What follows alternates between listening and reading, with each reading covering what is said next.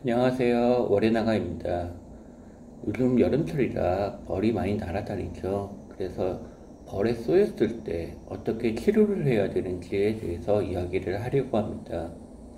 일단 벌에 쏘이게 되면은 벌은 크게 두 가지 종류로 분류를 할 수가 있어요. 꿀벌인 것과 꿀벌이 아닌 것. 이게 꿀벌이 아닌 것들은 말벌 종류를 보통 얘기하게 되는데, 말벌은 일반적인 벌과 다르게 육식을 하기 때문에 벌침을 계속 쓸 수가 있어요.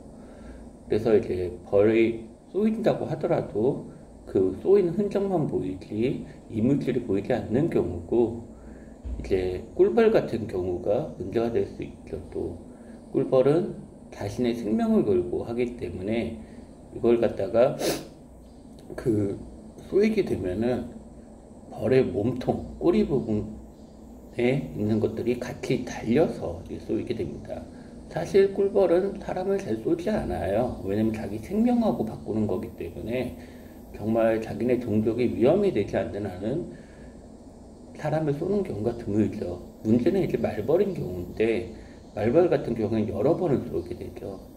하나 안심을 하셔도 되는 거는, 우리나라의 벌의 경우에 일단 사람을 죽이는, 자체적으로 사람을 죽일 수 있는 독을 가진 벌은 없어요.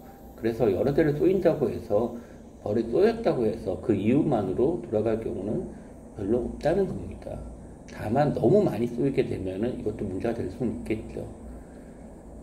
벌독이라고 해서 영화에서 막 사람이 죽고 이런 게 너무 무섭다고 이야기하시는 분들이 있는데, 사실 벌독 자체로 죽기보다는 벌에 쏘였을 때 알러지 반응으로 돌아가시는 거거든요. 알러지 반응, 전신이 가렵다거나 숨쉬기 힘들다거나 이런 경우가 알러지 반응이 되겠습니다. 이 알러지 반응은 굉장히 빠른 속도로 진행이 되기 때문에 영화에서 나오는 것처럼, 그리고 뉴스에서 나오는 것처럼 그렇게 돌아가시는 경우가 생길 수가 있어요. 벌 독의 해독제는 일단 없습니다. 해독제를 굳이 만들 필요가 없거든요.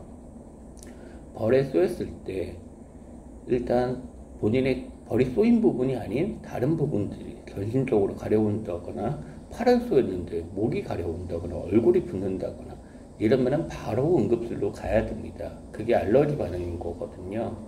그리고 그런 가려움증이라든가 호흡곤란 같은 증상을 보이지 않는 경우는 사실은 그렇게까지 응급은 아닙니다.